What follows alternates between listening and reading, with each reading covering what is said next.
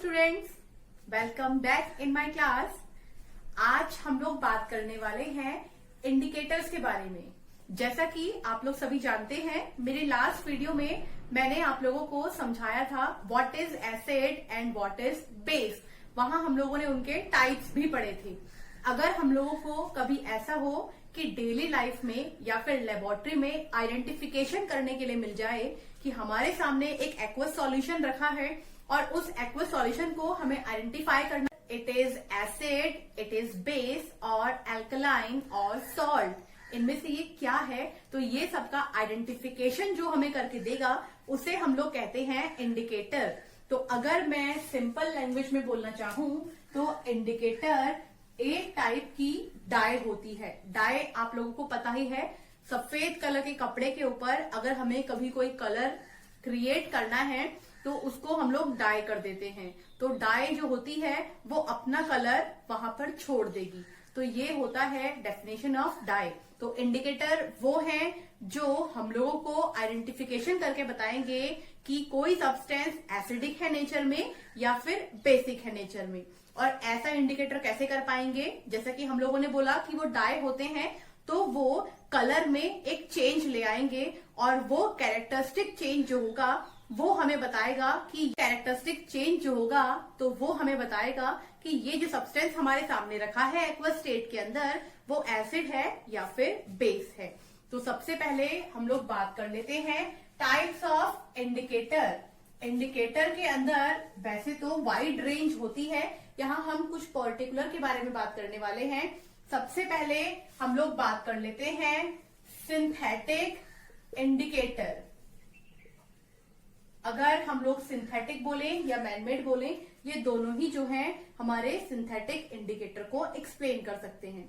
अगर हम लोग बात करें सिंथेटिक इंडिकेटर्स की, तो सिंथेटिक इंडिकेटर्स के अंदर दो एग्जांपल आते हैं, जो कि है मिथाइल ऑरेंज और जो कि है फिनॉल फिथिलीन। अगर हम लोग बात करते हैं मिथाइल ऑरेंज की, तो मिथाइल ऑरेंज एसिड के साथ रिएक्शन करने के बाद ऑरेंज कलर देगा। तो आप लोगों को याद रखना है, मिथाइल ऑरेंज एसिड के साथ रिएक्शन करने के बाद ऑरेंज कलर देता है, जो कि इसके नाम में ही है। और अगर हम लोग बात करते हैं बेस की, तो मिथाइल ऑरेंज बेस के साथ रिएक्शन करने के बाद येलो कलर देता है। तो अगर कभी ऐसा हो कि कोई एक्वस सॉल्यूशन आपके सामने रखा है, मिथाइल ऑरेंज यूज करने के बाद वो येलो कलर दे रहा है तो वो बेस है, और अगर वो ऑरेंज कलर दे रहा है तो वो एक एसिड है। इसी तरीके से हम लोग बात कर लेते हैं फिनॉल फिथिलीन की। फिनॉल फिथिलीन अगर एसिड में बात करते हैं तो ये कोई भी कलर शो नहीं करता है, और अगर हम लोग बात कर लेते हैं बेस में तो ये पिंक कलर शो करता है। तो कोई एक्वस सॉल्यूशन अगर आपके सामने रखा है और वो फिनॉल फिथिलीन यूज करने के बाद पिंक कलर प्रोवाइड कर रहा है तो हम कह सकते हैं कि वो एक बेस है।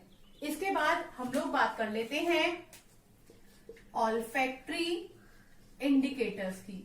अगर हम लोग बात करें ऑल्फैक्टरी इंडिकेटर्स, तो ये जनरली स्मेल को रिलेट करते हैं। यहाँ पर भी हमारे पास बहुत सारे एग्जांपल्स हैं, जैसे कि हम लोग बात कर सकते हैं अनियन या फिर वनीला की। करते हैं अनियन या फिर वनीला की, तो इन्हें अगर हम लोग base, for example sodium hydroxide, for example potassium hydroxide, इनके साथ ट्रीट करते हैं तो हमें अनियन या वनीला की स्मेल पता नहीं चलती है।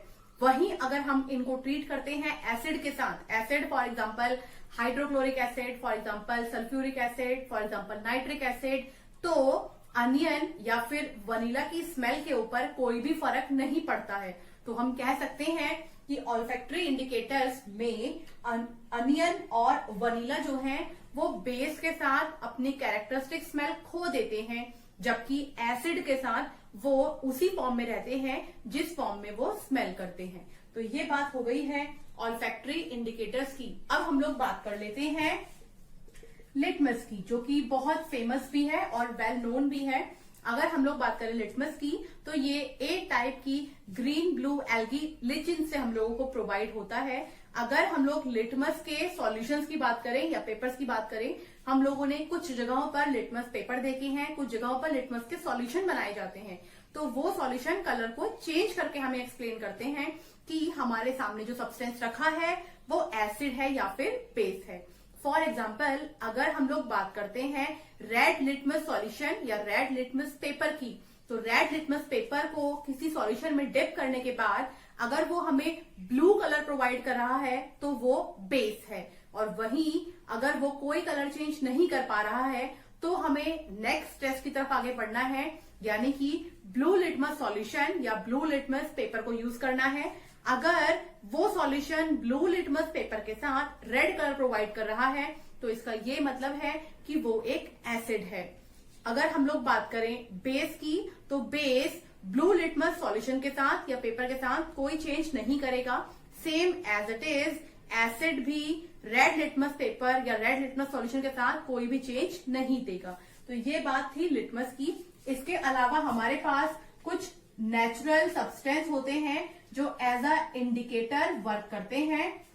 फॉर एग्जाम्पल, हमारे घर में मिलने वाली हल्दी या फिर हम लोग बोल सकते हैं टर्मरिक। अगर कभी ऐसा हुआ हो कि आपके सफेद रंग के किसी कपड़े के ऊपर हल्दी का दाग लग जाए और उसके बाद हम लोग उसे वॉश करने के लिए किसी भी कपड़े धोने वाले साबुन से उसको वॉश कर दें, तो आप देखेंगे हल्दी का कलर येलो होता है और जैसे ही हम उसके ऊपर साबुन को रब करेंगे तो वो रेड कलर देना स्टार्ट कर देगा। तो यानी कि हम कह सकते हैं कि वहां पर हल्दी जो है वो इंडिकेटर है जिसने ये प्रूव किया कि जो सोप हमारे पास रखा है वो नेचर में बेसिक है। इसके अलावा हमारे पास रेड कैबेज, इसके अलावा हमारे पास और भी बहुत सारे एग्जांपल्स हैं जो डेली लाइफ में भी हम लोगों को इंडिकेट करते हैं कि हमारे आसपास में जो सब्सटेंस है वो एसिडिक है या बेसिक है नेचर में। तो आज हमारा डिस्कशन था अबाउट इंडिकेटर्स। आगे आने वाले वीडियोस में हम लोग कुछ और यूजफुल टॉपिक के बारे में बात करेंगे। अगर आपके कोई क्वेश्चंस हैं तो प्लीज आप उन्हें कमेंट सेक्शन में लिख दीजिए, मैं उनके जवाब जरूर दूंगी। आज के लिए इतना ही, थैंक यू।